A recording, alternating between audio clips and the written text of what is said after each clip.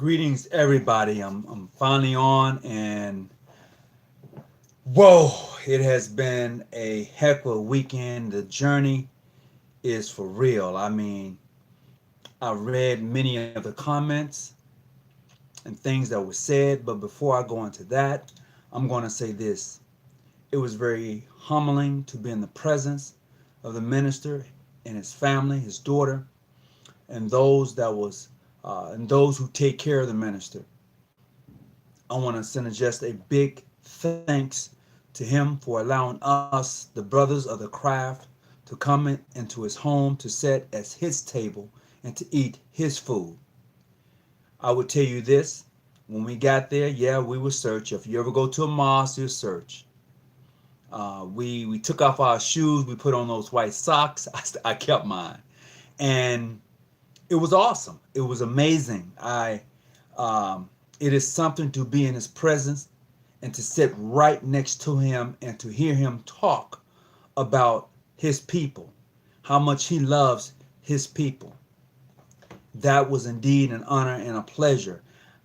I really don't have a lot of words to express as far as being there. It was overwhelming. Some of the brothers just broke down crying. Let's just be honest. Some of us was teared up. I mean, because he spoke of the Masons.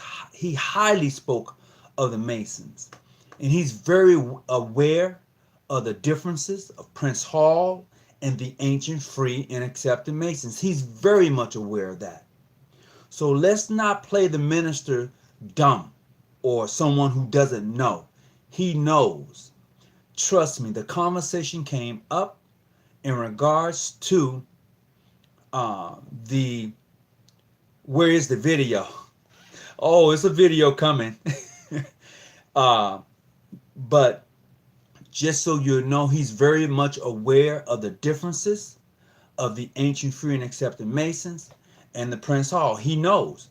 It came up in conversation. It did.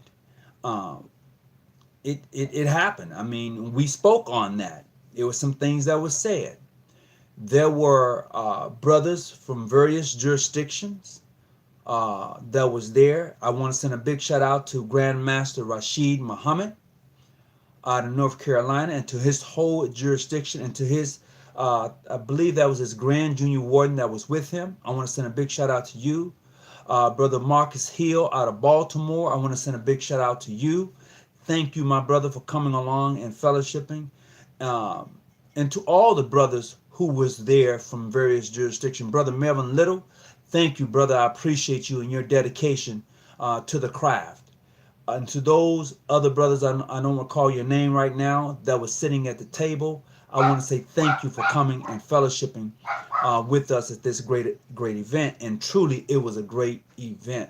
The food that the minister served us was, man, it was awesome. I mean, you talking about eating healthy? Oh my God. You know, it was that of having dignitaries in your house. And he felt that he had dignitaries in his home. I know a lot of brothers don't feel that way. I know some have said, why would he do that and this and that? You know what? I wrote the letter. And so did Brother Rashid Muhammad from North Carolina, South Carolina. He wrote the letter to the minister. We informed the minister on what we wanted to do for the minister. And my God, the gifts that he received from the brothers was awesome.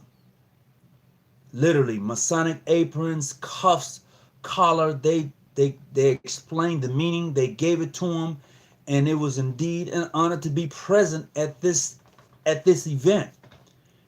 People can say whatever they want to say, but I would tell you this: the minister is a member of the Fraternal Order of Freemasons. Now, whether you accept that or not, that's on you. That's not our issue. For those who was there, that's not our issue. We know that he was there and that he's a part of us. Trust me, he is a part of us. We, for those who participated in the private ceremonies for the minister, and you know who you are, thank you. You know exactly what we did and how it was done. He was initiated, passed, and raised. Yes, from a dead level to a living perpendicular on the square. So, with that being said, the minister, man, he gave everybody in there some words of advice. And one thing he said in particular that stuck out, I believe, to all of us. I can't say to everybody, but I would say to myself. He said, brothers, is this going to be okay with what you're doing? And all of us agree this is going to be okay. Because we don't go with the same drum beat that everybody else goes with. The minister is part of us. The minister has done a lot for the African American or black community, whatever you want to put a name to that. He has done that. That man has labored in the vineyard for a very long time, and for him not to be honored as a member of the Freemasons, no, he deserves that. And he got it, he received it, and he loved it. And he gave words of advice to everyone that was there and asked us, would we get into any trouble if we did this? Man, I don't care. The minister is a part of my family. He's always been there, but now it's different. And I would say that for those who are Omega Psi Phis, it's different. You know, when you have someone that's there in your midst, it's different. We sat at the minister's table. We broke bread with the minister. We talked about the differences within the body of black Freemasonry here in the United States. We had that conversation. And we told the minister that he is that person that more than likely would galvanize and bring unity among us. Now, when you think of the word unity, I'm not talking about under the same umbrella. Not at all. I'm saying unity as far as respect for the craft, for your brother, for your problem. It's not mine. And I learned, to sit there and hear him talk, oh my God, changed my whole damn attitude. And that's truth. So for those of you who are members of the Nation of Islam, and you may be Prince Hall, or another. Hold on just a second. I got this to clear this phone. Forget about it. You may be Prince Hall, Modern Free Internet. I don't care. The minister is now a Mason. That is what he is. He's now a Mason.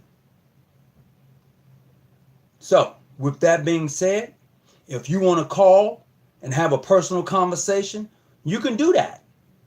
You know the number, 619-985-1184. And I owe my administrative an apology because he had no idea I would come on. I wasn't going to come on. But I've been asked, brother, you should go on. You should go on tonight. So I'm here. So I'm going to try to keep up with your comments as best as I can.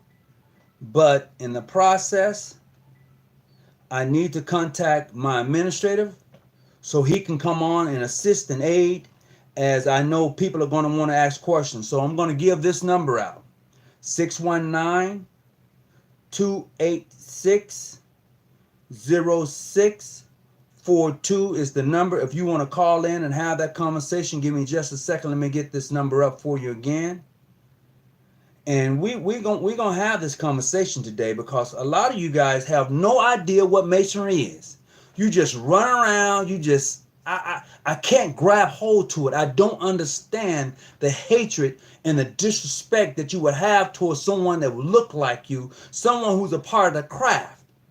I don't get it. I don't know where your mentality is at. I don't know what you're being taught in your Grand Lodge or even in your Blue Lodge. I don't get it. Who's mentoring you? Because the comments and the text messages that I've seen, it's like, oh my goodness. Are you that upset that the minister chose of his own free will and accords, based on invitation, to come and fellowship and be with us who are ancient, free, and accepted Masons? Are you that upset? And if you are, you need to get over it, because he's a part of the craft, not just my craft as for its jurisdiction, but the craft as a whole. That's what the minister brings to this organization. And if you don't, get over it. You know, as the minister would say, take that or let it alone. Now, I know for myself, I'm going to have to change some things. It's just that simple. I mean, legitimately speaking, because to have someone like that to be part of the craft, and you know how he carries himself, that means I got to step my game up too. Because I not only represents the craft, I represent this man. And to be less than that and to do less than that is uncivilized. You can say whatever you want to say. As I try to contact Brother Jackson here and see what's going on with him. Give me just a second, everybody.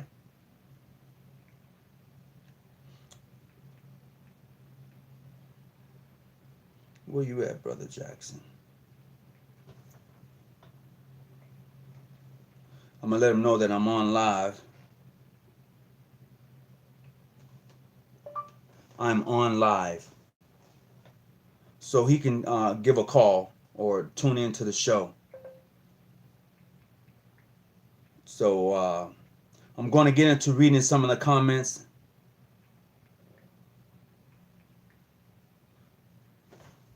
Just a second here. Give me just a minute. I want to set some things up. I want to read some of your comments. Greetings to everybody that's coming along.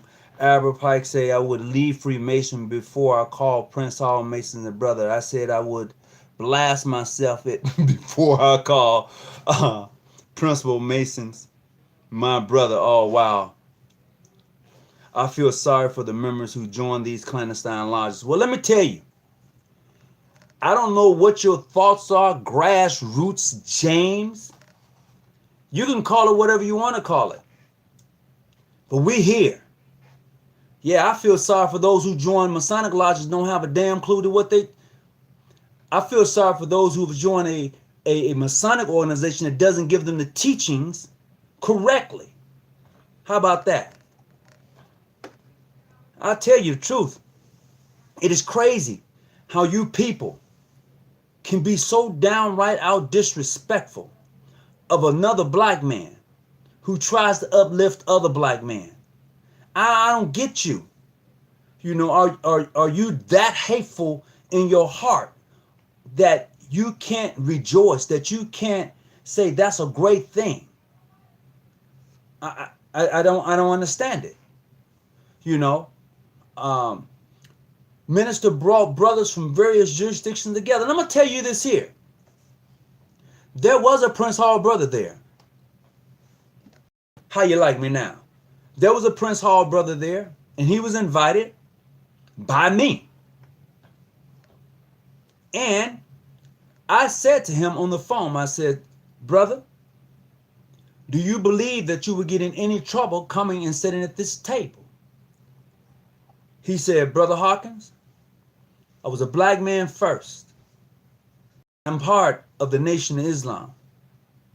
I would be at the table.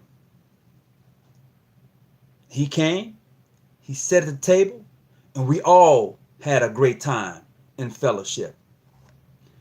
Before he left to catch his plane, he also, in turn, participated in the ceremonies of giving the minister a Masonic apron and pin.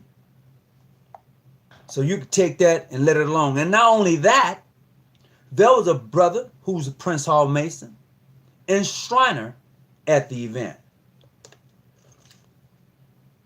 sitting at the table. And we discussed John G. Jones and how he brought Shrinem to the black man. So, for all you haters and nayers, out there who like to just try to dump on people to make yourselves feel better. I don't know what to say for you. Maybe you're sick. Maybe you don't have anything else to do in life. Besides that, if you're not uplifting or educating the next person on what it is to truly be a part of this great fraternity order, I don't know why you're even a part of it. I don't get it. What is your hang up? How did you even get in? I sit at the table with the minister along with the other brothers of the craft, and we listened to what the minister had to say. He talked about how proud he was for us to be at his home. He talked about how we as Masons are powerful if we would choose to work together. He talked about that. And sitting next to him, I can only shake my head. Because this moment in life, that time right there said something. Some of you are not going to like it, but that's all right. That's okay. The minister has spoken. He has spoken.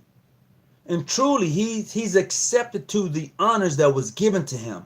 Be it on the primitive rights. Yeah, he received those degrees too. He talked about the primitive rights. He talked about how there was more than 96 degrees. There was 360 degrees. He got deep. He rolled. For him to be 86 years old, the brother is deep. To sit at the table and hear him talk about Shrindom and how we marched those people across the hot burning sands. Oh my God, he broke that thing down.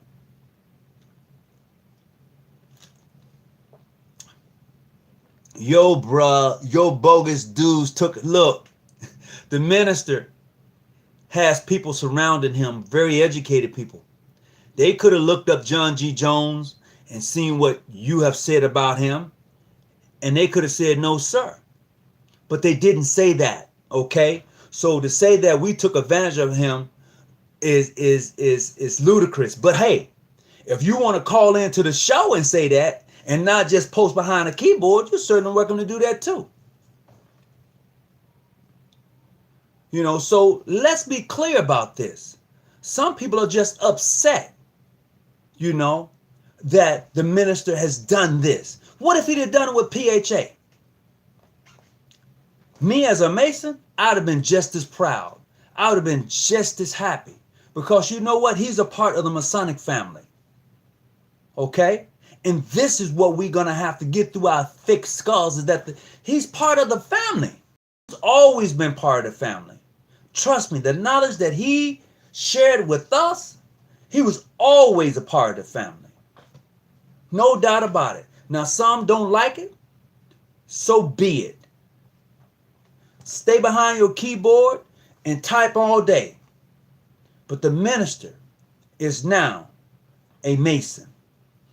And I don't care who says what. And if I have to lose friends over it, so be it. And for those who've called me, wish me well, I want to say thank you. Big shout out to my man out of Baltimore, Brother Hill, the shortest man I know, William T. Hill. I want to say thank you. People say, well, why you want to say thank him? Well, Brother Hill, he said, go do it, and congratulated me before this even took place. There were some of you who knew what was going to happen. And I thank you for holding it to your breast. That was part one. That was part one. Part two is going to come. Oh, it's going to come. And you're going to really shake your head. You have no idea. And as far as the video is concerned, my brother, Louis Farrkhan, had his team videoing it, and they're going to do their own video to that. And when that come out, you can get a copy. And if you want to get a part, and if you want to get the newsletter on that, if you are part of the nation and you go see one of the brothers on the corner, there's going to be in a newspaper. So, oh, it's going down. That was just part one. So, I mean, I know some of us was watching football today, and I hadn't been watching no football. And hey, I'm happy for you. Do you build your jurisdiction up? As I've always said, and it stands true because I heard the minister, go where you're welcome. Go where you're accepted. Be amongst those who love you. Be amongst those who look at you and value you. Hold on just a second. Hello, can I help you? Yeah, brother, Tony Hawkins, this is Cassie 816 Squared, Saeed Shah. Hey, what's going on, brother? Hey, what's going on, brother? Yeah, I was reading some of these comments, brother. I want to address it. You gotta start kicking these people are leaving the same old negative comments. You gotta kick them off the podcast, brother. You know what, Eric? Yeah, that's what you gotta do. Yeah. I'm gonna say this. Without haters, you have no elevator. And yes, I say that is true. That is true. Yes. Without haters, you have no elevators. You can't go high if nobody's pushing you up. And those who are hating, they push me up. They make me me want to do more. I need that. This is what I don't understand, brother. This is what I don't understand. I don't want to cut you off. I keep bringing this question up to the Prince Hall Mason. How come Grand Lodge of Arkansas, Grand Lodge of Mississippi, Grand Lodge of Louisiana, who have close to 2,000 Masonic lodges, do not recognize Prince Hall as legitimate Masons? Well, you're going to have to ask them that. We're not looking for their... You're going to have to ask them that. Okay, I'm gonna let you go, brother. I'm gonna let you go. Okay, you can take care of your business. I'm gonna go back on the comment section. Okay. Hey, I appreciate it. I thank you very much. Okay, later. I mean, as the brother was asking, I can't answer that because we're not seeking recognition with mainstream or Prince Hall. So I can't answer that. But for those who do, who are seeking and asking, maybe they can answer that. But I can't. I can only deal with this jurisdiction and what we're doing and what we're here. And this is where we're at. And I'm just telling you, something big is on the. Oh my Lord. Whoo! I'm telling. Look. The minister has a vision.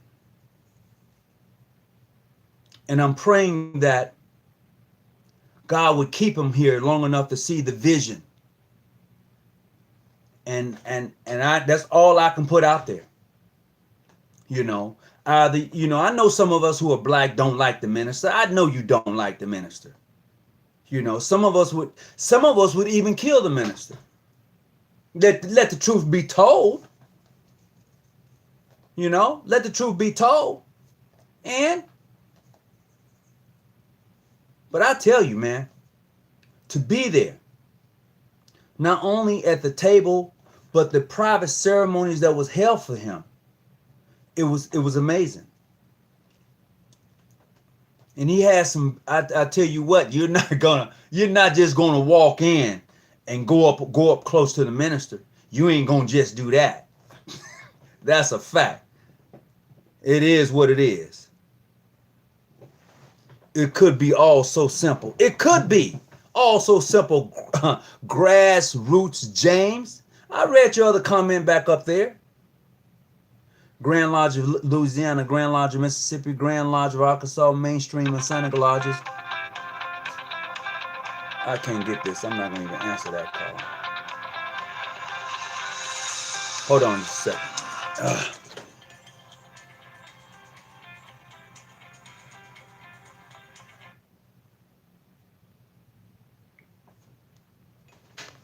I got to set this back up there. There you go. So, here we are. I'm elated. I'm just, bruh, y'all don't even know how happy I am. You have no clue. But for those of you that I've spoken to and Facebook chatted and did all of that, you probably get a clue. You probably can grasp the excitement of my voice when you spoke to me. And for the minister to choose us, to be at his home, to be at his table, says it all for us. And when I say us, I'm not just talking about fractions. See, that's the problem. I'm not just talking about fractions. See, you small-minded Mason think of fractions. You think of yourselves as a Prince Hall Mason. You think of yourselves as a John G. Jones Mason. You think of yourselves as modern, free, and international. That's a small Mason. But a Mason thinks of himself as a Mason, a person who builds the next man up. And when I was talking with the minister, that's what I got from him. I got the mere fact that his thing is, look, brothers, you are Masons. And as Brother Little said, yeah, we're Masons, but we're fractured. And you are the glue, sir. And I was like, oh, you know.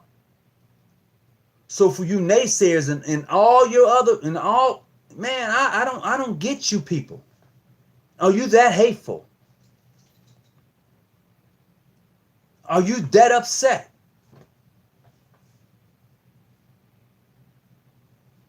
Yeah, you can say that again. Grassroots James. I love you. I need you. I need you in my life, man. Grassroots James, I need you in my life. I do. Because it's people like you that I stand on your back. You raise me up. That's what you do for me. Oh, look at that. He said John G. Jones is not part of the Masonic Order. Oh, my good God. You see that? You see that? You can't do nothing about that. And you're going to say, well, you can't come visit my lodge. Well, that's not my problem because I'm not asking. Bruh, what's that? Surveyor 313? I don't know. I'm enjoying the comments. You know, we don't need to be gripped by no white man. Title Lodge. Elijah Muhammad gave us the master's grip. Oh, yeah. That's true. And the minister said something to me. And, man, he said something to everybody, though. He gave everybody something. He pulled everybody and said something to them individually that will probably affect them for the rest of their life. And I'm happy that he whispered good counsel in my ear. Simple as that. No more, no less. Unfortunately, you are too ignorant to know what that Prince Hall was not the first black Freemasonry. Woo!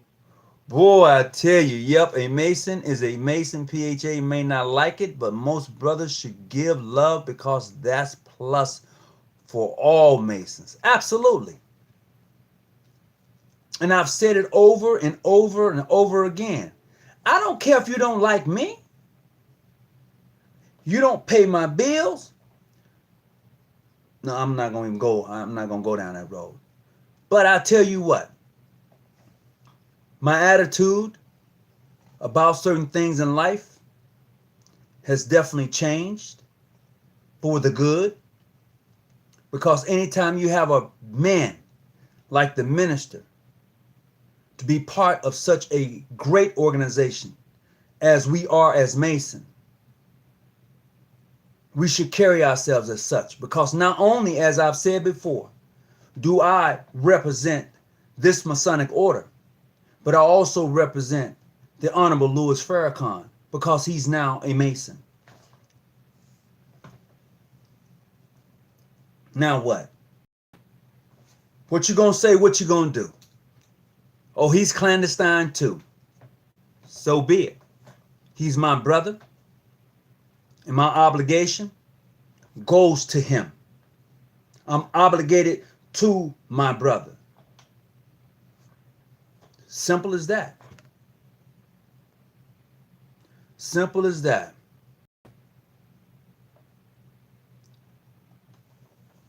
He said I gotta start kicking clowns out. Oh man, you know what? It's really never to me that serious because people need to hear this. You know, yeah, I probably do need to kick some out. I probably do. But the thing is that those who are watching needs to hear this because they don't get it nowhere else. Okay, they need to hear good common sense teachings in regards to Freemasonry. They need to hear it because all they ever got is that they're this, they're that. But Masonry, as we know, is bigger than this, is bigger than that. And I'm going to tell you this here. Nah, I can't share that story. Can't share that story going through the airport. I may get that person in some trouble. But, you know, yeah, don't hate, congratulate. And I appreciate that.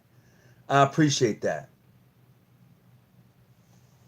But you are talking about Prince Hall Mason. And to inform you, we all know that Prince Hall and others were not the first colored Mason. That's old news. Well, LaTroy, that may be old news, but most, not all, members of PHA family don't know that. They don't know that. And for you who said that the picture was Photoshop and it was this and it was that was not Photoshop. That was live like Memorex. It happened. The minister is a part of this great body of fraternal order of Masons. As a matter of fact, being in his presence has definitely changed me as far as how I look at things again. You know, I don't know how he explained it like this here. He said, brother, I don't hate no man. I don't carry hate. He said, I just give you the truth. And I let you decide. He broke it down. I mean, that's the short end of it. But he had stories about how he had one suit, you know, and how he and his wife, you know, they you know, how they made it through. And man, it's just inspiring to hear a leader of such magnitude speak about himself and be humble about it. This man has sat with kings, presidents, princes, sheiks from around the world. And for him to invite the Masons to sit at his table was indeed an honor. He didn't have to do it.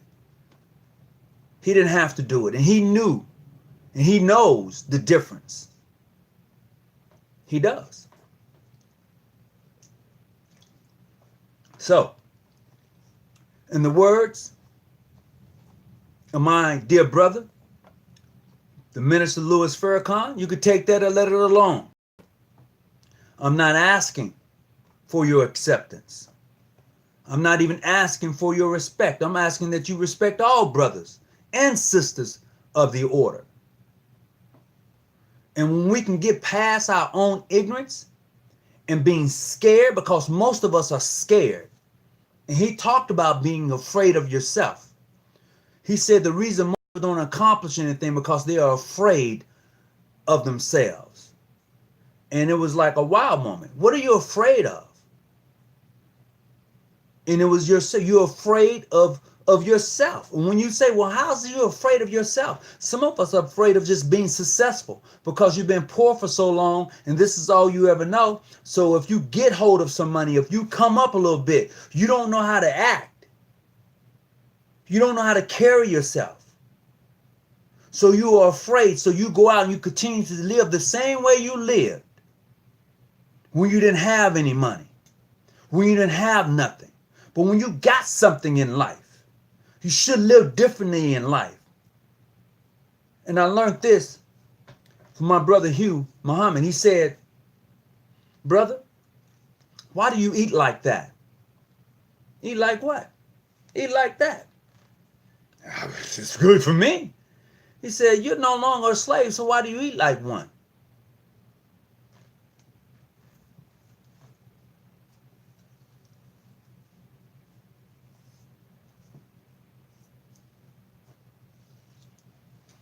Well,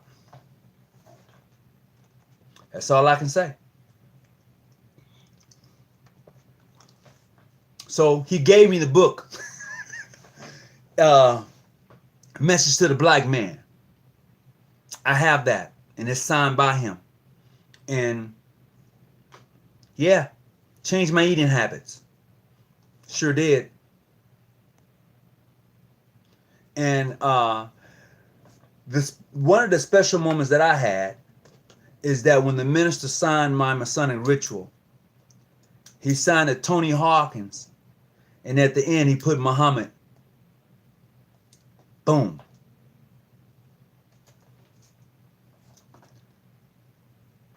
What? I mean, I was like, wow.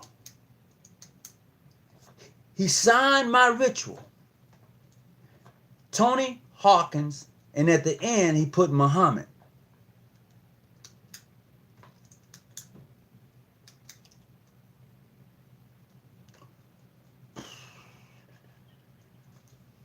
I don't know. I don't know what to say about some of you guys.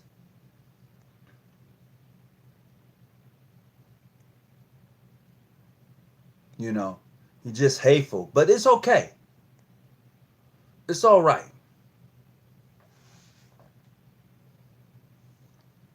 It's all right. I just, some people feel that they need other people to make them whole.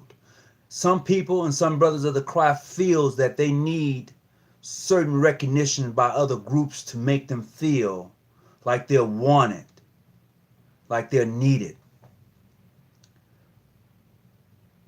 If I'm not accepted by those brothers of the craft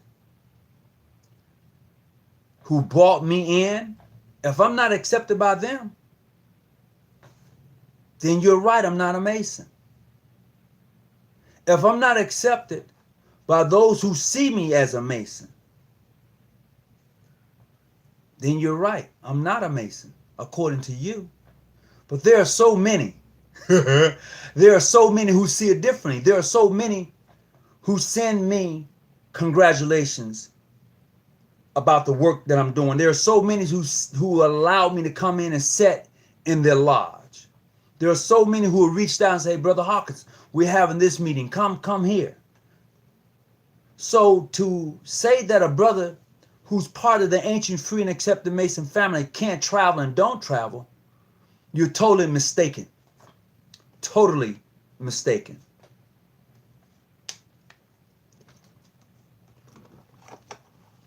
Oh my. Why wouldn't I be called a Mason when that's who I am in every language? Oh my goodness. You know, a lot of y'all ain't illuminated. Oh man. I like what went down was so bad. He is now part of a great organization. So to be proud and stop hating, I know the drill. Just be happy for the fellowship. Build, not tear down. Absolutely, DJ. Build and not tear down. Absolutely. Absolutely. Illuminating light. Man, it was indeed a great moment. And yeah, this is history. The Minister Louis Farrkhan is now a Mason. This is history. And I'm glad that he's amongst those who love and reverence him for the work he's done for us, period. And when I say us, I'm not leaving out nobody. I'm not leaving out nobody. Harem Grand Lodge, he said that was the best thing to see yesterday, brothers. Oh, yeah, appreciate that. We raised them up from the Caucasus Mountain and they made them. Hey, you know what? The minister said that. He talked about how Moses found them in the Caucasus Mountain crawling on all fours. And oh man, the minister.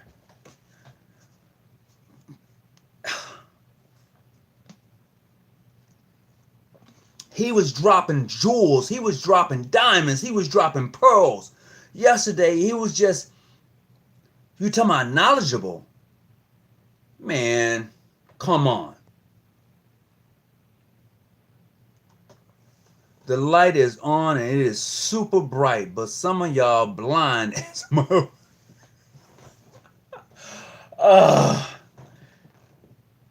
Oh yeah, it was great. Troy, it's true that John G. Jones is not considered a Mason. To who? To you? It may be true to you, LaTroy, that John G. Jones is not considered a Mason. He's dead. But to me, he's everything a Mason should be. With his flaws and everything. As a man. Read about his history. Read about the work that John G. Jones did in the community. Read about that. He's done more for black people in his lifetime and he's dead than you'll probably ever do. So you need to check yourself when you John G. Jones is not considered a Mason. To who? And if it's to you or to your jurisdiction, so more it be. Who gives a oop? That don't affect me in the way I live. It don't affect me in the way I travel as a Mason. It doesn't do anything. What you just said doesn't. It doesn't. I mean, it is what it is. You to your opinion. And that's the difference in this show, LaTroy. You see, when you go to that Prince Hall think tank, you can't get down like this. You can't have this conversation. And y'all know that. And that's the difference. We are true living gods. You know? Say what you want to say. It happened. It happened.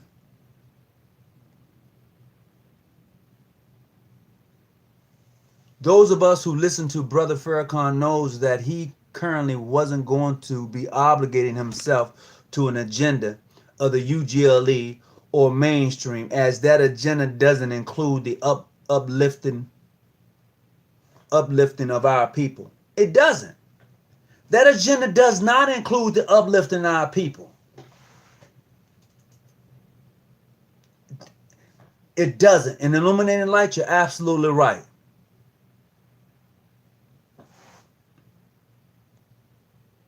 Absolutely. I was in the first resurrection in the Nation of Islam. Stay strong on the nation. You will be hearing from me again. Peace be unto you. Thank you. I appreciate that, brother. Application should be to any and all, regardless of race and creed and doctrine. I really don't care what color you are, but one thing is that you are ignorant, and you is allowing color and ignorance to block your way of thinking. LaTroy, for you to say that, you need to really check yourself. And I'm going to leave that comment up. I'm going to leave that comment up. Because you have said some things that have been out of line as a Mason. You have. And you know as well as I know, LaTroy, that the way mainstream Mason do work and the way PHA do work, or any other Freemasons do work, is totally different. Every jurisdiction is different in the way they do their work. They are. And you know exactly what I'm talking about. See, one thing about me, as Harriman Biff said, my life you can have, but my integrity, never. That's one thing you can't take. Can't take that. So if anybody else want to call in tonight, you're certainly welcome to do so. That number is 619-985-1184. And, you know, I'm just going through some of the comments, answering some of the questions. As I've said before, you know, it's just, this is history that was made yesterday. And I want to just thank the minister for accepting us into his home. And once again, I want to send a big shout out to Grandmaster Rashid Muhammad from North Charleston, South Carolina. It was indeed a pleasure to be in his midst along with his grand officer. It was just awesome. He and I both was part of the private ceremonies that was given to the minister. And I just want to thank him for his knowledge of masonry and the work that he put in there in South Carolina. And I look forward to traveling and visiting his lodge and his event when he has one, based upon invitation. And we have exchanged numbers. Everybody that was there has exchanged numbers. And you know, is that right there in itself started a movement. You know, it did. It really pushed the envelope of what we can do if we chose to. See, here's the thing. And it's not in every state, but it's in quite a few of them. We who are black men and Masons, most of us choose not to work together. We choose not to respect each other. We make those choices ourselves. We do. So for anyone to come and say, well, my obligation or my oath, you lying to yourself, and you know you are. I should sit in a clandestine lodge. When look up the definition, the true definition of clandestine. Not something somebody told you, but the true definition for that word. And then holler back at me. Because most of you don't know because of what somebody has told you. Well, they are not recognized, so therefore if they're clandestine. Well, you tell that to the Grand Lodge of California who doesn't recognize the Grand Lodge of Georgia. You tell that to them. And see how well that go over. I'm just saying. I don't know who's teaching you Freemasonry. But somewhere along the line, they gave it all up. Something happened. Hold on just a second. Greetings. Hey, brother, how you doing? I'm all right. How about yourself? I'm doing very well. Hey, I've been typing in. I wanted to ask you this question. I caught you a few minutes late. But what made the minister decide to join? We wrote a letter. We wrote a letter to the minister. And he accepted the letters. There was 2 letters that was written. One was from myself and one was from Grandmaster Rashid Muhammad. And they got to the minister read the letters once they was given to him. And he felt that it was an honor. Both of our jurisdictions are considered ancient, free, and accepted Masons. And he was like, okay. And it happened so quickly. I'm telling you, because the minister's schedule is, he has a very, he's 86, bro. His schedule is like, it's off the chain. And what happened is that I got a phone call. And the phone call said, could you and Grandmaster Rashid Muhammad come together and make it happen? And we said yes. And then they said, okay, with that being said, at first it was going to be 3 of us. Right. Then Brother Marcus from Baltimore, who was our go-between person, asked for 8 people. Okay? Okay. So it was 8 of us at the table that was invited to his home, and then the minister invited a few other people who were Masons and part of the nation to come to the table. Oh, okay, okay. Okay? Okay. And it took off from there. So, You know? can So you tell us what his vision was yet, or should we wait to hear that like just straight from out of his mouth? I would prefer if you heard it straight from out of his mouth. Okay, okay. But I would tell you this: there's a brother in California who's very close to the minister. His name is Tony Muhammad, the original Tony Yep. Muhammad, and we know that he does the motorcycle thing. He had I think they do a drive across the country, and now that the Right. minister is part of Omega Psi Phi, a Right. full member, not just an honorary member. They made that clear yesterday. He's a full member of Omega, and Right. now that that has happened, and now that he's part of the Masonic order, some things are going to be coming down the pike. Okay, Wow, if you can kind of picture what I'm giving to you. Yes. Yes. Okay, so exactly how they're going to make it happen or how it's going to go down, I don't know. I'm like you now. I just understand that there's a possibility of something big happening.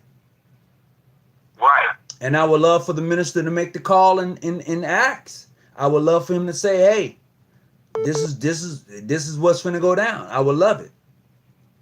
Hold on just a second for me. Okay. Hold on just a second, okay? Yes, sir. Hello? I guess I I'm lost still him. here. Yeah, I guess I lost Okay. that call coming in from Florida. I have to call them back. Okay. Okay. You know, so it was awesome, man. I mean, to sit in the room at the table and have his people who actually work for him to serve us. Shit. Wow, man. People can say whatever they want to say. The minister is not a dumb person. No, not at all. Hold on, I'm gonna see. Can I add this call? Hold on. Yes, sir.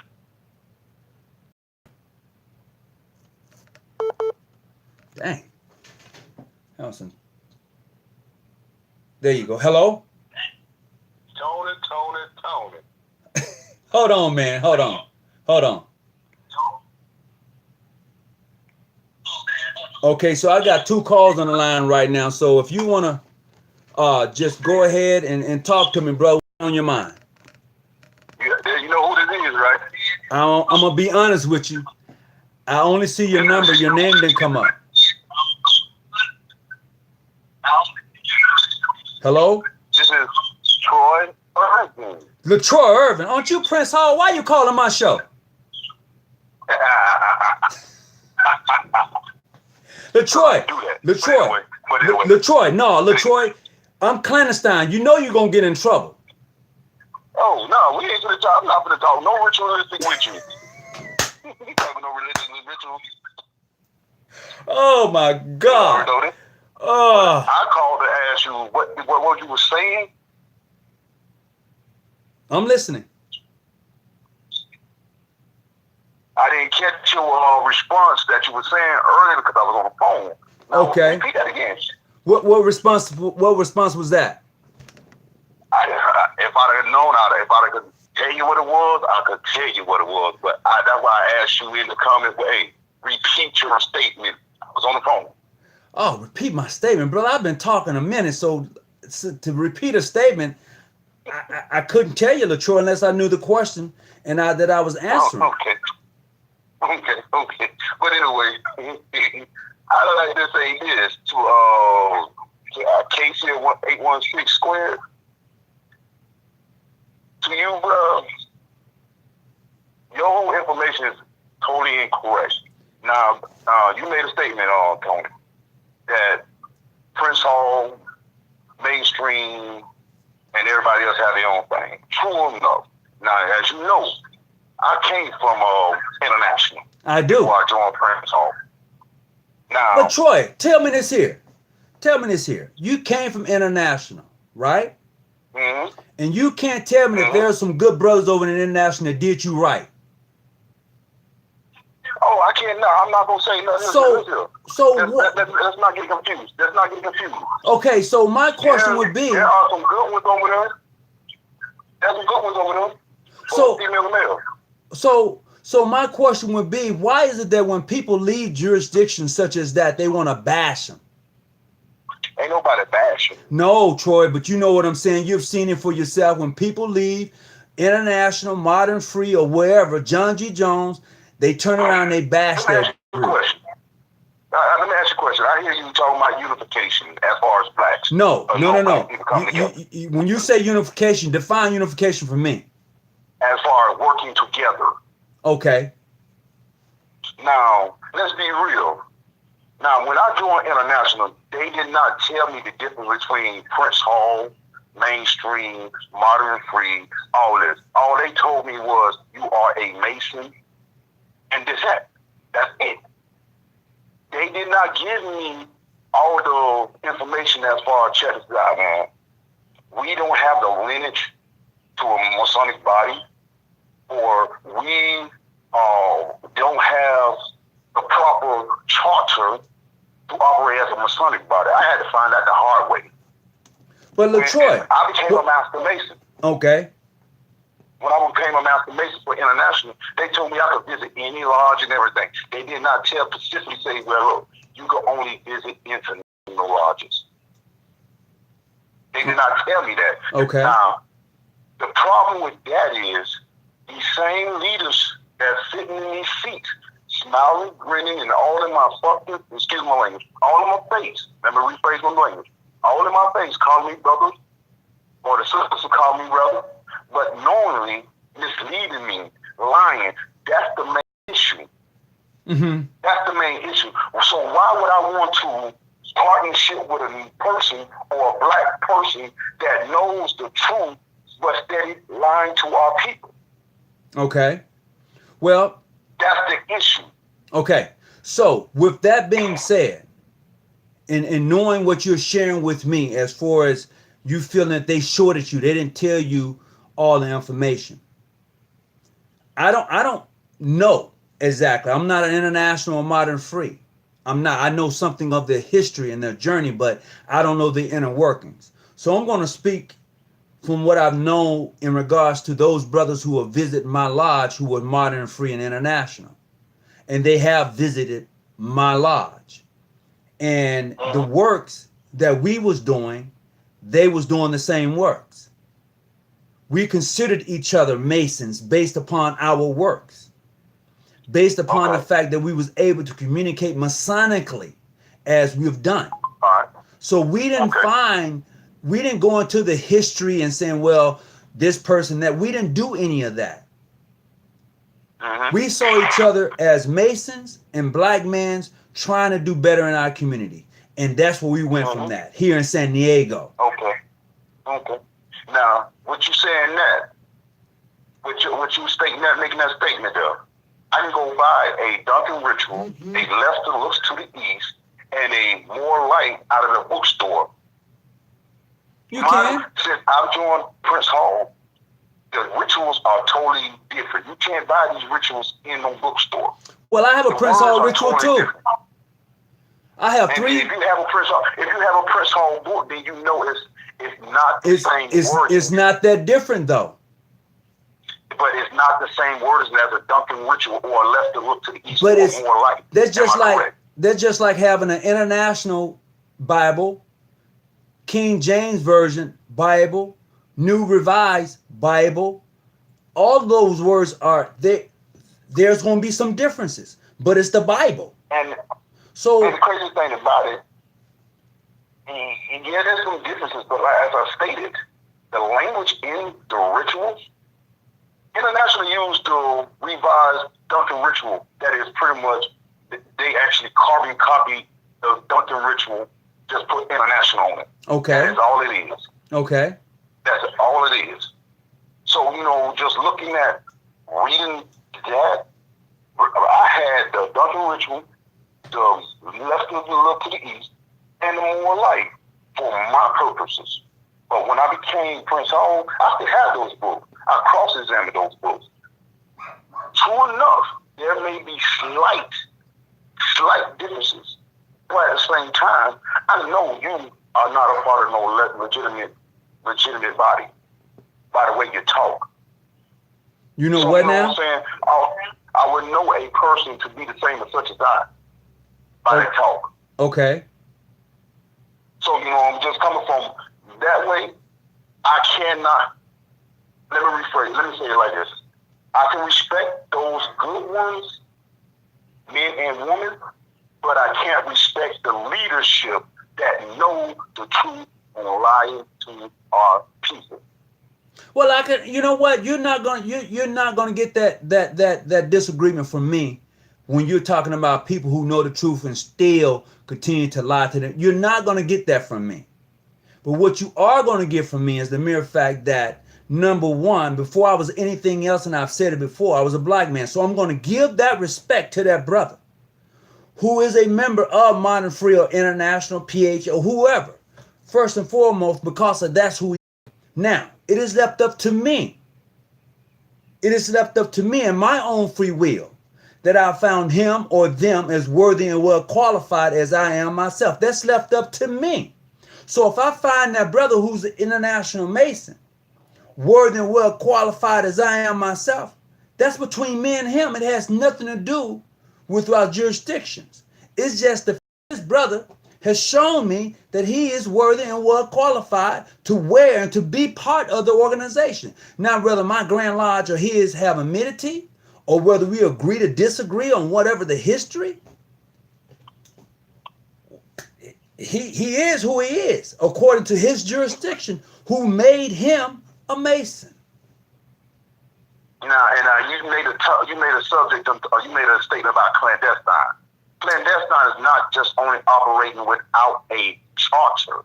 Okay. It doesn't only mean just that. Clandestine Mason is also, y'all like to say, doing things in secret, hiding things secret. But also look at it like this. How would I tell you what. What gives a lodge the proper way to operate? The Grand Lodge does. A charter from a competent body. No, a Grand Lodge issues the charter to its lodges, and they dictate to their jurisdiction how they should run it. I can't. Hey, Tony. Yes. Tony, listen to me right here. Before that Grand Lodge was formed, let's say this: Florida didn't have no Grand Lodges. There was, say, 5 men. 10 of us petitioned Grand Lodge of Georgia to open up a lodge here. All right, we opened up a lodge here. Another jurisdiction opened up a lodge here. And then another jurisdiction opened up a lodge here. So you have 3 lodges that are working up under a charter from a competent body of Mason, correct? Okay, but who decides that that body is competent? Who made that decision? That's the way how that goes. Who made that decision? Who made the decision to say that the Grand Lodge of Scotland is a competent Grand Lodge? Who made that decision? Let's go back. Let's go back to 1723. Or better yet, let's go back to 1699. Let's go back to those constitutions. Okay, so those constitutions, do they govern every Masonic jurisdiction, or just those who choose to accept that? Not every jurisdiction accepts all 25. Okay, we know that every jurisdiction don't accept all of the landmarks. They don't. Okay. So does that make them clandestine because they don't accept all landmarks? The major ones that they actually accept is the one belief in God. The Grandmaster is sovereign to her. The Grand Lodge is sovereign to herself. Forming of the lodges, forming of a Grand Lodge. Majority all Grand Lodges are on the same page when it comes to the top 3 or the top 4 or 5. They may not use all 25, but every Grand Lodge jurisdiction are in agreement with the belief in God, how lodges form, and how Grand Lodges form. Point blank. Okay. Am I correct? You are correct to a point, and let me tell you why. Let me tell you why you're correct to a point. Before 1923, And that's the year that the Grand Lodge of England put out or issued and said that it would take 3 lodges to formulate a Grand Lodge. They said that. But before that, there was lodges just was coming together, formulating a Grand Lodge. In the Grand Lodge of New Jersey, huh? New Jersey. New Jersey. New Jersey is a prime example. Yes, yes. And let's not forget about African Lodge. But let's not forget about African Lodge. Okay. So in that time, it was custom to that, the customary. That was custom. But who made the rules? That's what I'm saying. So are we basing our life and our rules upon somebody else? So you're saying because England, I'm just saying, because we're saying that England is a competent grand jurisdiction. We're saying Scotland is a competent grand jurisdiction. And based upon those old competent grand jurisdictions, if you don't tie yourself to them, then you're not a legitimate body of Masons. All right, let's say it like this. America wasn't an America. It was colonies, right? Go ahead, I'm listening. We sit here as Americans, and we abide and follow the Constitution of America, of the United States of America. We follow all the rules and regulations that was placed in, 1733 after 1733? Hey, I'm going to add another caller. Hold on just a second. Okay.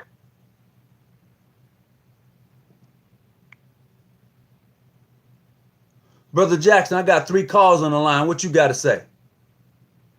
I got to say this, brother. Say what? We want to hear more about Farrkhan, not what this stuff that's been going on for a while, bro. Okay. All right. Okay. And if you look at the chat line, a lot of brothers are saying the same thing. Okay. I didn't see the chat line. So what I'm going to do, you're my administrator. You keep me online. Brother Irvin, Detroit. Yeah. Look, we're going to have to cut that short, man. That's my administrator. Right. He calling me and telling me I got to change the subject and get back on to the topic at hand. Hey, Tony, how about this? We'll sit on that one-on-one. Okay, we'll talk. We'll touch that subject on a one-on-one subject. Okay, I appreciate that. All right. No problem. All right. All right, appreciate it. And I want to send a big shout out to my administrator. Time out. I appreciate that, bro, because, my fault. All right, so we're going to go on with what happened. Hey, is the other caller still on the line? Yes, I'm here. Oh, brother, my apologies to you. Go ahead and finish your statement because LaTroy came in and I apologize sincerely. So go right ahead, brother.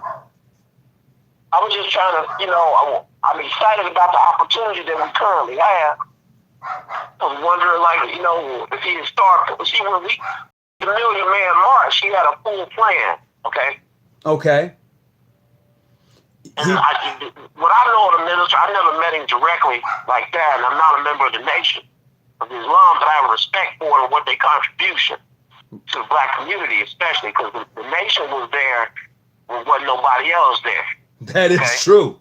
That is true. Okay. And I would tell you this, sitting at the table with him and with the other brothers that was present, big shout out to Brother Christopher Jackson, who was there in our midst. Big shout out to him.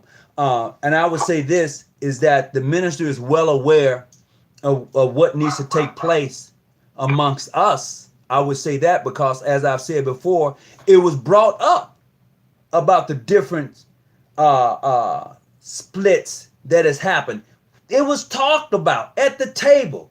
International, Modern Free, PHO, PHA. It was talked about.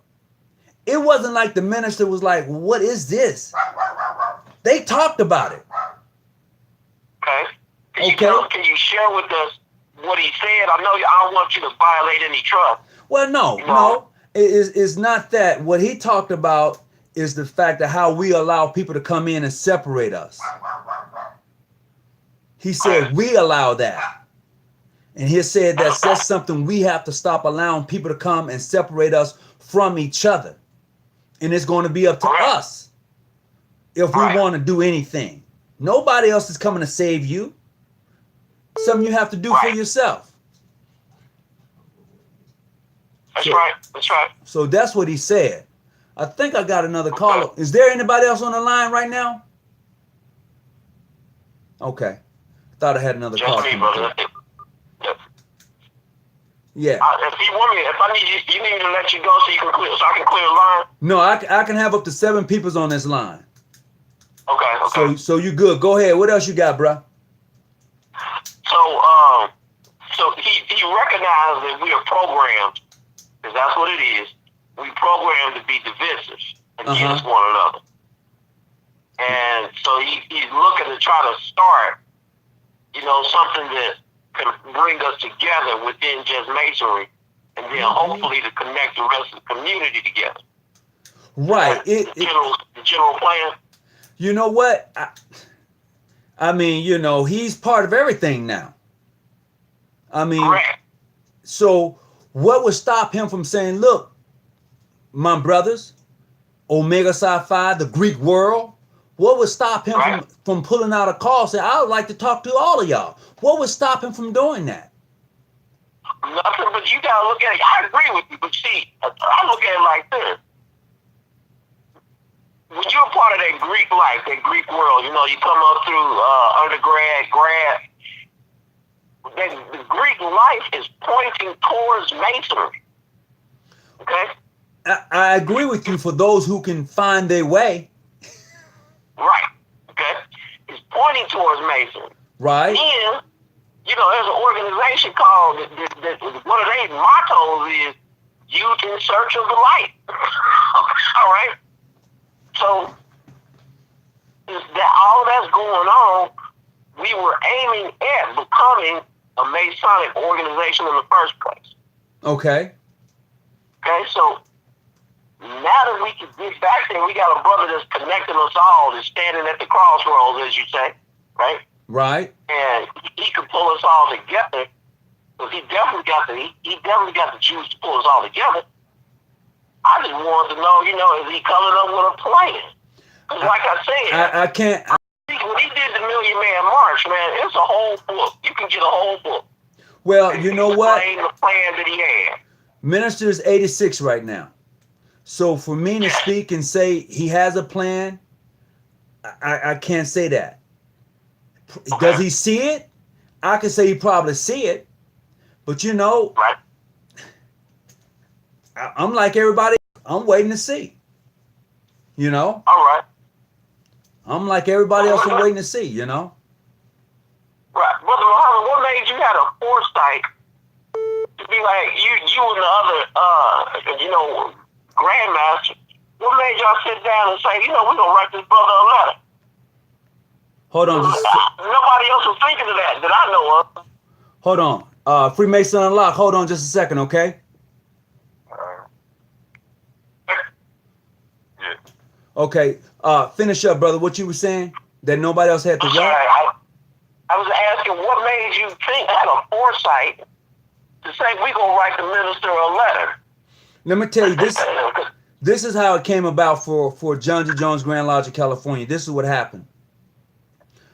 I seen the minister, and after Omega Psi Phi did what they had done, I started doing some research and saying, why haven't we who are Masons, who claim to be able to make good men better men, that's our claim. Why is it that the minister is not part of us? And why are we not helping him? Why are we not? So one brother in my lodge suggested, write a letter. So I wrote the letter. Okay. And I sent it through Brother Marcus from out of, hold on, that's Brother Marcus online right there. Hold on a second. Brother Marcus. Alaikum, Brother Tony. How you be? Alaikum salam. I'm doing a live show right now. You got any words of expressions? Oh, not right now. This moment, I was calling to ask you a question. So just give me a hit back when you get a chance. Okay, I'll hit you back. All right, thank you, baby. Okay. Alaikum salam. So it was just the idea of writing a letter, and he read it. It was read to him in Atlanta, and he asked, how is it that Brother Rashid Muhammad, who's a Grand Master out of South Carolina, how can we get together and make it happen at the same time? And we said it was up to the minister. And the minister said, okay, gave us a date. Right. Hell, I booked my flight the next day. Once he said, hey, this is the date, I said, that's the date. I'm booking the flight. I didn't question. And Brother Rashid Muhammad did the same thing. He didn't question. And it all came together. So I should answer and obey all lawful signs and summons. you know what? It was, one of the brothers said it had to be a divine, it had to be something divine for both of us to write the letter at the same time. And I don't know this brother. I never met Brother Rashid Muhammad until I got to the minister home. And let me tell you, somebody said, why did we have on socks? When we got to the minister home, the first thing they told us to do was take off our shoes. And they gave everybody in their socks, including the minister. Nobody walks around in his home with shoes on. Correct. So that's why I have on white socks. Right. So see, what they don't know, brother, is that in the being, you don't wear shoes in your house because the jinn come in your house under your shoes. Right. So that's why the minister said that, but everybody else don't know that. Yeah. So they see it, and they picking out something. I got something I can say about that, right? Uh-huh. So that's just nitpicking. That's what people do. It's all right. Okay. Hey, so look. I'm amazed. So I have to say congratulations, brother, because you was there at the initiation, passing, and raising of the minister, Louis Farrkhan. Yeah, I was there. That's something for the history books right there, brother. I was there, and it was beautiful. I was there, and it was beautiful. Hey, I got Brother Freemason on lock online. Go ahead, talk to me, bro. Go ahead, brother. Okay. Yeah, TCI brothers. So we know Masons and the urban communities. You go into Muslim mosque, and there you heard. Yeah. So, you're going to hear Muslim mosque, a lot of Masonic, these teachings, right? Or at least it's intertwined with Mason. Mm-hmm. And a why? Catechism. Right. Mm-hmm. Right? Right. You wear the fez, trainers, Uh-huh. The fez with the star crescent and the slits on top. That's in the Lord's Down Muslim lesson. Right. That's why the Muhammad make the devil study 35 to 50 years. Yeah, he talked about that too. Yeah, so, as a brother said, Brother Tony Hawkins, this is great in history. Give us a walkthrough, try to give us a walkthrough, Okay, so. How it all started, they came to the house, and okay, so. y'all talked about. Okay, so I'm going to give. Okay, so this is. Hold on just a second. Let me turn this volume down. I'm going to give. Okay, so this is. All right, so I got my volume turned down. So this is the total walkthrough. the total walkthrough. So we met at his home at the same time. When we got there, of course, you're going to be searched. All right? We were searched. It was all searched, regalia, everything was searched. So when you get there, then they're going to ask you to remove your shoes. And they're going to give you socks to put on your feet. There will be no cameras. You could not record, but you can take pictures. Just couldn't record anything. All right. He had his team, his security guard team, and his video media team was there. A select few of us got interviewed by the team. All right. We gave our story. We told them who we were, where we was from, the whole thing. All right. It was 8 of us that came. The minister had invited, I think, 4 more people to the table. All right. Those brothers that he invited to the table were Prince Hall brothers. That was part of the nation. Being a Shriner and being a Mason. Those brothers were Masons. They was just Prince Hall Masons at the table. We're all at the table. After the minister walks in, his presence, brother, let me tell you, his presence demands that you pay attention. It demands that. So he walks in and he tells everybody where he wanted them to be seated.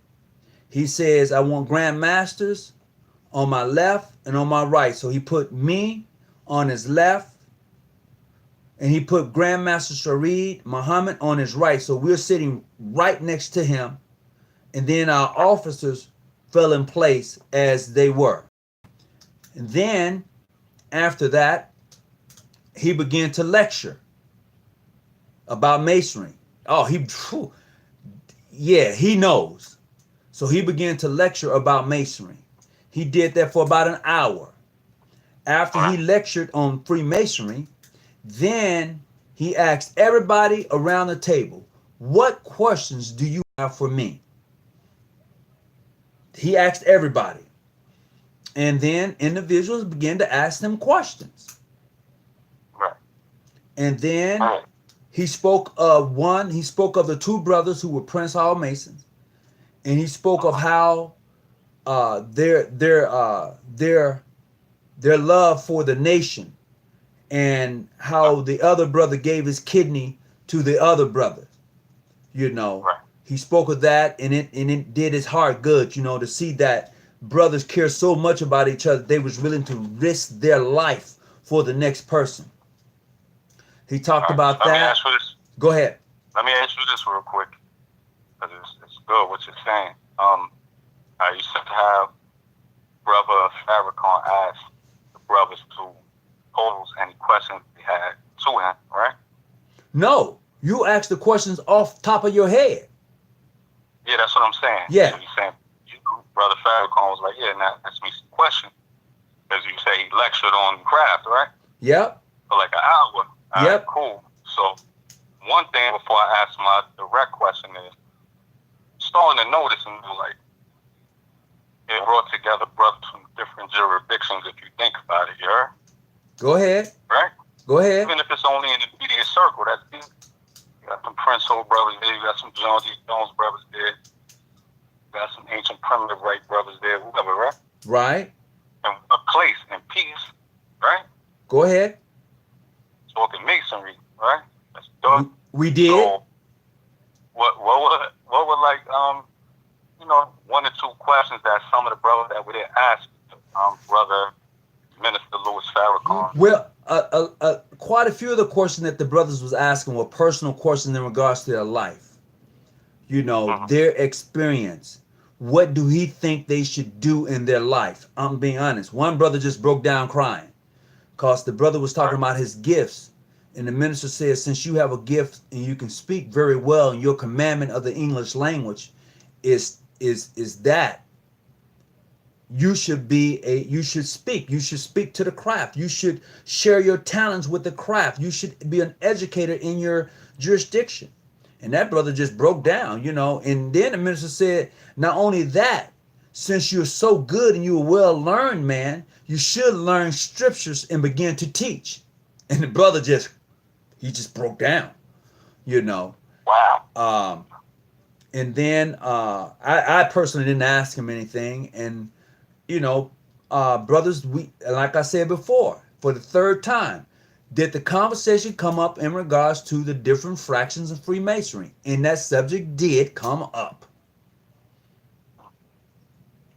What did the brother minister feel about that? He just felt that we shouldn't allow people to come in and separate us. He talked about how once upon a time we walked them across the hot burning sands. He gave that whole story, you know. So it was just, and I didn't have anything to ask him because I'm just at awe. I'm like, what am I going to ask him? Literally. And that's how I felt. Just listen and take what he says and apply it to my life. And don't think the minister don't know about Jesus. Oh my God. People can say whatever they want to say. Well, you know, he doesn't like Christians. That's a lie. You can never say that the minister don't like Christians. He don't like the politics and the tricks that you play on your membership. He don't like that. But to say that he doesn't know who Christ is, and that he hates Christians, That's a lie.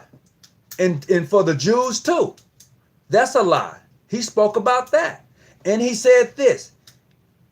I said it earlier. He said, brothers, are you guys going to get in any trouble for what you're about to do? We told him no. I said, do anybody feel like they're going to get in trouble? You need to leave now. I said that. And nobody left. So we proceeded to give him gifts. The whole thing, aprons, collars, you name it, he has it. You know? From the primitive rite to the master mason, he has collars. He has Grand Lodge regalia. And like the brothers told him, there's nowhere in this country, as far as a black man and Freemasonry is concerned, that you shouldn't be welcome to go to any lodge. It was said there at that meeting. And if any brother who's a Prince Hall Mason in this chat chooses to say that Farrkhan isn't recognized because he's part of, you might as well go. I'm not going to say anything because now, not only do I represent Freemasonry, my brother Louis Farrkhan is now part of it. So I have to be, this helps me to become that better man. It does. Amen. You know, so for us to say, well, you know, he didn't come through right, or he's part of this bogus organization, or he's that. Yeah, they say that the Nation of Islams are not Muslims too. But do you think they give a care? Laughing? Say what? You know what had me laughing, Brother Hawkins? Did he have what? Do you know what had me laughing? What was that? On social media, they were like, it's Photoshop. I was laughing like, yo, these fools are slow, man. They wanted the pictures to be Photoshopped. I'm laughing in my mind like these idiots really think these pictures Hey, Photoshopped. I think hey, did I not share with you before this all went down? Yep, on the law. Oh, okay. Yeah, I didn't know it was gonna happen. I see it on my social media myself. I didn't know it was gonna go down like that. So I'm looking on my page. I see a picture. I was like, that's Brother Muhammad right there. Right. So I'm like, wow. So I'm listening then, you know, my phone gave me an alarm that you was on, right, on YouTube. So, you know, I'm talking to you right now, but I didn't know what was really going on. Right. And to the brother who just posted, I just read his post. He says he's a registered member of the Nation of Islam and a brother of the craft. The messenger says that he was a Mason. No proof being a Prince Hall Mason, though. And I would tell you this. I'm going to agree with that. Because the oh my God. He whispered in my ear some things. And he grabbed me. He grabbed me. And that was after the ceremonies we had performed. And he pulled me and he said, there is one coming that will raise up a brother. And you know, what am I to do? Literally. And if I'm not mistaken, in the private ceremonies that we had, he gave each brother a good word, a personal word from him to them on the 5 points. So what he said to them, I don't know. Correct? Say what? On the 5 points of fellowship, correct? Yeah. He whispered good counsel in all of our ears. Right. Some things he said openly, some things he said privately to a brother. Simple as that. What he said about the Lions, Paul. Let's leave that alone, bro. That's not for this show here. But he's see, there you go, Freemason Unlocked. You know I can't go there, right? I'll be hearing it, bro. I'll be hearing the spells in the temple, bro. Bruh, we'll have to talk offline. You know this. Alright, man. Yeah, we're gonna have to talk offline on that one. Is that all right with you? Yes, sir. All right. I appreciate that. I just know he went in because I heard the brother Bill before. Say what now? A few times. I said I heard Brother Farrkhan billboard a few times. Oh. On Masonry. Oh yeah, he hey look. He goes in. He goes in hard. He knows the look. Let's be honest and serious with ourselves. If anybody thought that the minister don't know Freemasonry or haven't read, they fooling themselves. Yeah. Simple as that. Think about this. Think about this, bro Hawkins. When you go to the Muslim mosque, right? Uh-huh. And this is not going to be an offense to any Muslim brothers at all. You got to stand on a 45-degree angle, you heard? I hear you. Right? I hear you. You standing on a certain angle in the mosque. Uh-huh. For a reason. Relates to Freemasonry, bro, geometry. So wait a minute, say that again, bro. You got to stand on a 45-degree angle? So when you go to the Muslim mosque, now I'm not talking about a Sunni mosque. I'm talking about in the Nation of Islam. Okay. Stand on 45 degrees. Your feet in a 45-degree position when the service starts. The same thing for the Moorish Science Temple. They stand on 45 degrees, which is half of the 90-degree angle. Masons, we stand on a 90-degree angle, even if we in the temple. But they stand on 45 degrees. And there's a reason for that. You know? There's a reason for that symbolically. Okay. If Masonry is all in, the NOI's teachings, man. That's why I like the whole concept what you're saying. Like Brother Farrkhan is like, yo, every black man that's Mason should be able to travel to any other black Masonic lodge. Well, like Brother Lee Hall said, he said that the Brother Elijah Muhammad book on Masonry, great read. Right. So for Farrkhan to be one previous to this isn't far from off. It's not. It's really not. You know, me as an individual, as a person that was there with other brothers, it was just indeed an honor to be in his midst and to listen to him up close and how he feel about black people. I mean, he put it all, this is how I feel about you, my brother. And for him to tell you how much he feels about you, you should be able to feel the same way about him. Okay. You know, and to hear him talk about, you know, how people misquote him and say things and take things out of turn. You know, and for him to be worried and concerned about us was like, wow, you're concerned about what people are going to say about us? And he said, yeah, bruh, are you going to get in any trouble for what you're doing here today? Oh, no. And that's the thing. Why we always got to deny each other? I'd like for somebody to tell me that. Why we have to deny each other? We don't see nobody else doing that. Oh, if you want to be with us, you got to deny Farrkhan. If you want to be with us, you got to do this, you got to do that. But we don't put demands on people like that. If you want to be with us, you got to deny that person. We don't tell them that. But whenever, and this is the thing that gets me, everybody wants to join us when we begin to do a movement. Everybody want to join us. It's not just us in the movement. Everybody want to join us. But when they do a movement, do they ever tell us to come join them? No. Just hear me out. Whenever we do a movement, everybody wants to join our movement and then suck from it, suck the life. The Me Too movement was started by a black woman. And you see how that went? They kicked her out. She's no longer part of the Me Too movement. It was her movement. And when she hooked up with Farrkhan, she went to listen to him. What they tell her?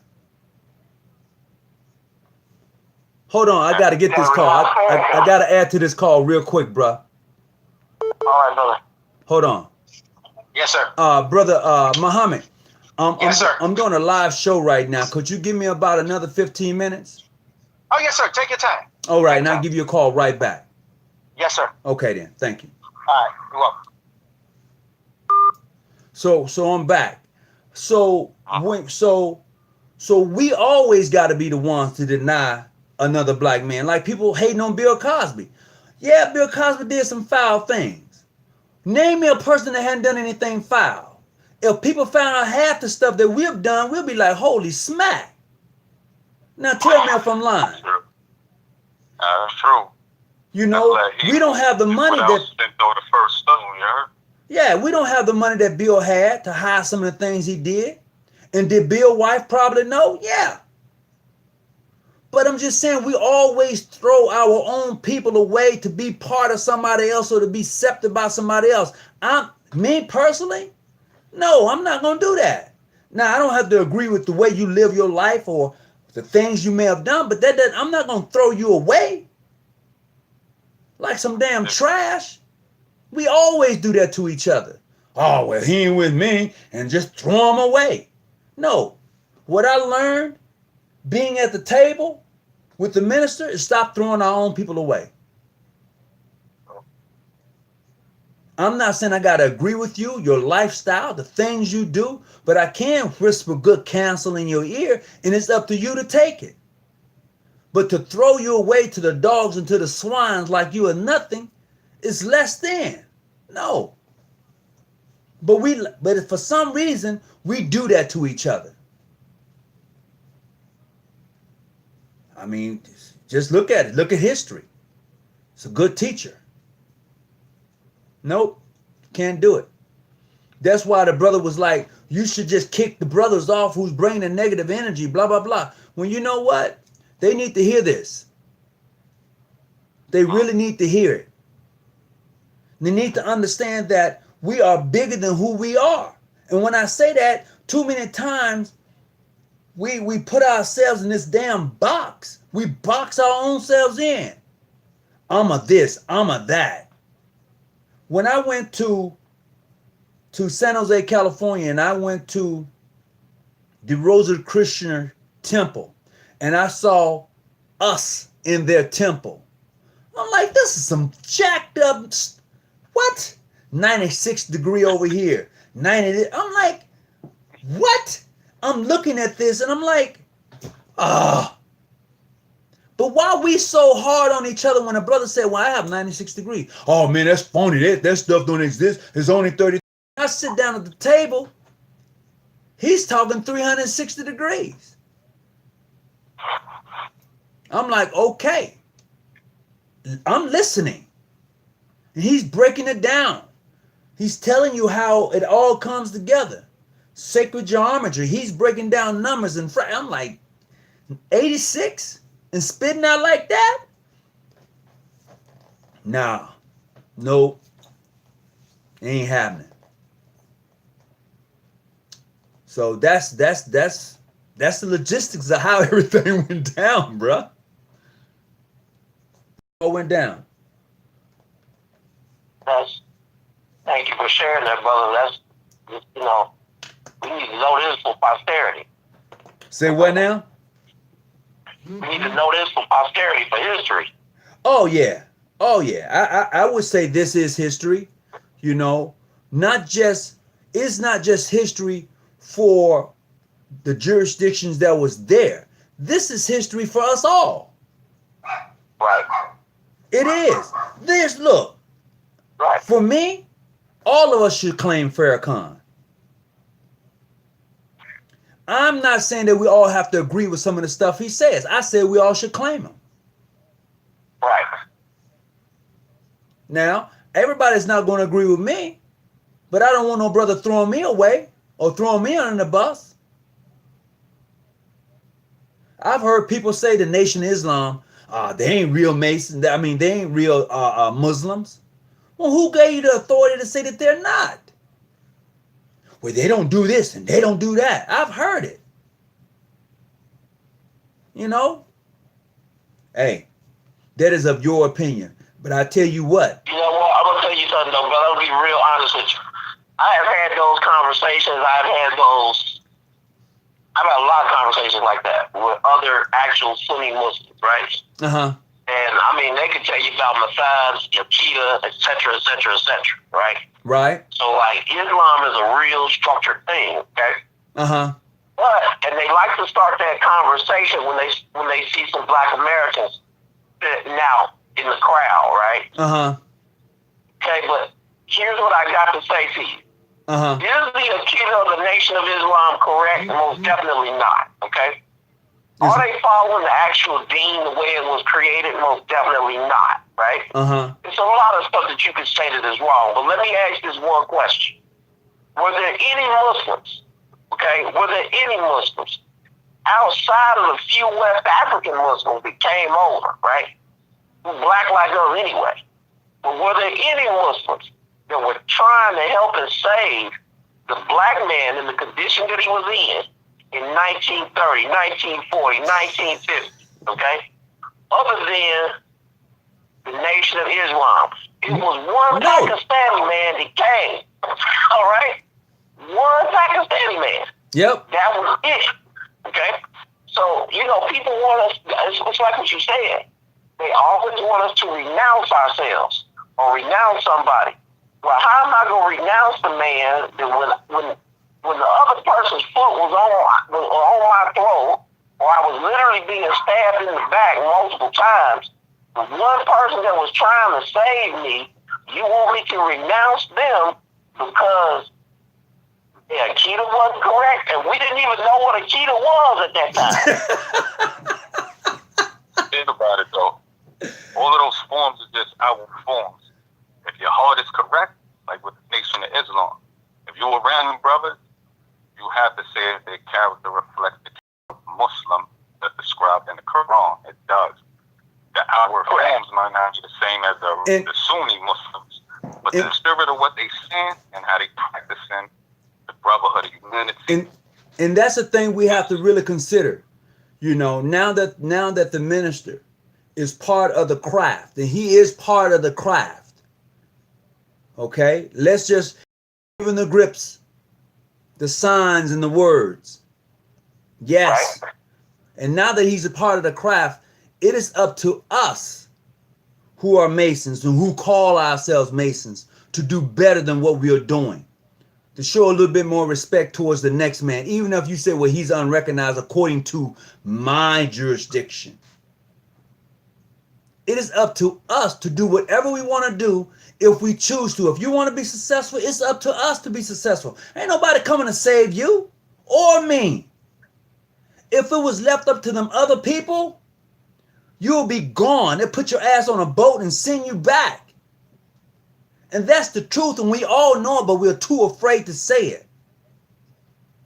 If it was so easy for the minister to accept the letter that was written to him from a couple of other, from myself and Brother Rashid Muhammad, if it was so easy, it should have been done a long time ago.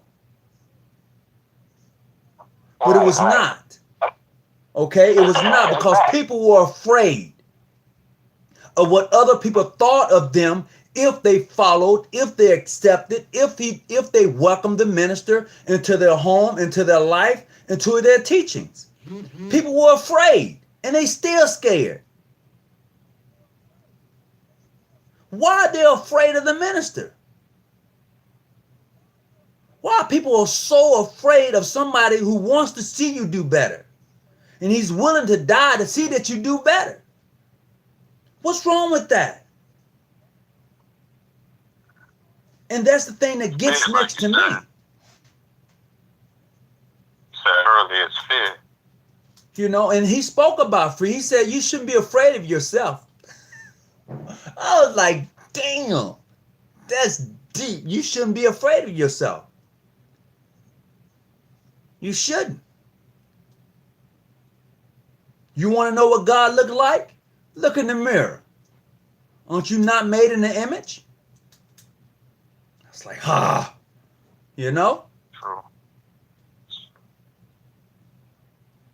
And I mean, he's so calm about his words. I mean, they're like piercing you as he speaks and talks to you. And he's looking at you directly in the eye. He ain't closing his eyes. He's looking at you when he talks to you. So you know he's talking to you. He ain't just speaking over your head and generally. He looked at every individual when he was talking to them. And he looked straight at them. He didn't look sideways, over, under. He looked directly at them.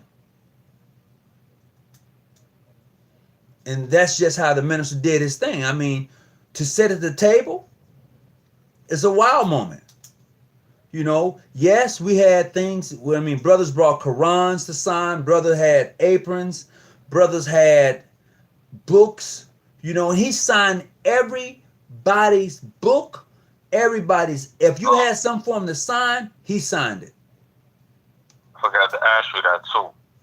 Yeah. What post did y'all give him? And yeah, I got him to sign my passport. I sure did. Brother Minister Louis Farrkhan. Yes, it's stamped in my, yeah, what? Yeah. I kid you not.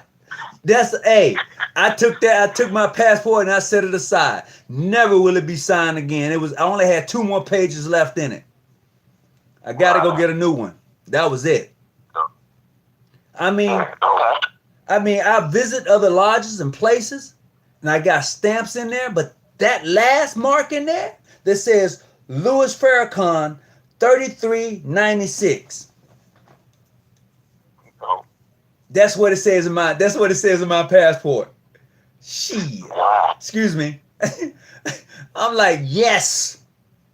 You know? And that's truth. That's truth. So that's just what it is. What are some of the books y'all bestowed upon him, if you remember? Oh, well, you know, brothers gave him Masonic rituals. I think he had like 2 or 3 Masonic rituals brothers gave. Masonic aprons. He had multiple aprons. I mean, whether it was a Grand Master's apron, a Blue Lodge apron, I think he received like 3 aprons, 3 collars. He also received the primitive right regalia with cuffs. He got all of that. Wow, man. Yeah, he has it all. I mean, he has enough plaques. I'm like, where are you going to all these certificates and plaques? You know, where are, you know, but hey, he may have a room just dedicated to things that people are giving him. You got to realize the man has sat with kings, princes, and royalties from across the world. True. And now to have the Masonic regalia in the presence of those very things. You got to remember now, it says that in our Masonic lessons, it says that the Masonic apron is a badge of a master mason or a badge of a mason. It is more honorable than anything of a king, princes, or potentates, or the golden fleets or Roman eagle can bestow upon you. It is more ancient than the golden fleets or Roman eagle. Anything that a potentate, kings, or princes, I mean, that whole thing, man, just think about that. Oh yeah, the Masonic apron is the most valuable thing. It is. That's what we say, right? Apron is symbolic in itself. The triangle and the square to show that your value, your self-worth. Right. If we say valuable and more ancient, I'm listening. Any other order. Yeah, your true self is more ancient than any other order. Right. That's why the Masonic apron is said to be more ancient. It's symbolic, wordplay. But and if for us to say that as Masons, and for us to say that as Masons, should speak volumes to us. It should say a whole lot to us in regards to the minister and what he's doing in our lives as Black people. Yeah, that's dope. That's unity. You know what it reminds me of, bro? What's that? The cement of brotherly love. Unites us into one common building, you heard? One brother said, what the heck are we talking about? Is this about the minister or the Masonic apron? Brother, it is about everything that was given to the minister, the Masonic apron and what it means, because the minister, this is what the minister did. Once everything was given to him before the ceremonies, he asked, what is the significance of the apron, my brother? That's what he asked. And we told him, you know, one of us read it off. This is the significance of the apron, minister. And he was like, wow, really? Really? This is the significance of the apron. And he was like, thank you. So for someone to ask, why are we talking about the apron and not the minister? Because he received 3 of them with collars. It was just part of the conversation, my brother. It was, I mean, to be there and for him to ask you what it means, you better be on point. So we gave him a definition to what it means. Can people just listen to? Nah, because the thing is too many times and this is my opinion in regards to doing a podcast or this show. This format that we have here is for all of us. It's not about it. It may be called John G. Jones Research Lodge 147, but this is for Masons, period. Be it international, be it whatever. If you are a Mason and you want to come on the show and talk, you have that. We're welcome to that. That's the difference than this show than any other show, because most shows are scripted. They don't want to get the to the nitty gritty of questions and answers and have a good, decent conversation. They don't want to. So this is what you're gonna get here. So look, if there isn't any more questions in regards to, I've been on here long enough, brothers, and I can only say that, the private ceremonies for the minister was awesome. And for those who participated in that, I want to say thank you. And I just want to say to the minister, if he ever sees this video, thank you for welcoming us into your home and to be a part of the craft. I want to say how much you have done in the lives of many of us, the influence that you have on many of us. Us don't even go to the mosque, but the minister has influenced our lives, and you can't say that he hasn't. Absolutely. You can't say that he hasn't. Absolutely. There's over 1 million men who can say that the minister has influenced their life. Over 1 million, for real, and counting. That's for real. Okay, well, Prince Hall Mason's there to bring that many people together at once. Okay, so I'm going to answer this question, and I think I'm buffering, but I'm going to answer this question by the only child. He asked, were Prince Hall Masons there to witness the ceremonies? Okay, there were Prince Hall Masons there. They did not go into the private ceremonies that was given to the minister. They did not. Okay? They did not. Where's the minister hailing from? He's hailing from Masonry. It doesn't matter what jurisdiction. The minister is a Mason, period. It's not about jurisdictions.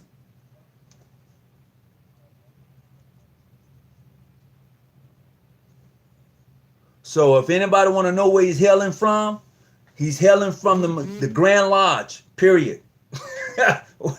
He's a Mason. Does it matter? Can somebody answer that for me? Does it matter where the minister is hailing from? And if it matters to you, then you have yet to even understand Freemasonry. That's just the truth. Okay. No, it doesn't matter where the minister is hailing from. The minister is a brother of the craft with all rights, lights, and privileges. Period. That's how we did it. So, with that being said, brothers, I'm going to go ahead and log on off. I appreciate everybody who came on and wanted to hear exactly what took place. And hey, something else is coming up too. And you're hearing it now. So you won't be saying, what is he doing? No, I'm telling you something else is coming up. And I'm going to leave it at that. So, I'll talk to you. But yeah, something else is coming up. But look, I got to go. I've been on here long enough. I'm going to give me a little rest. I appreciate everybody for tuning in. And I want to say thank you. And as the minister would say, Assalamu alaikum. And man, that's a different feel when you hear it coming from him. I tell you that. So as always, please, whatever you do, keep your light on and stay out the bushes. All right, brothers, peace and be well. Peace, brother.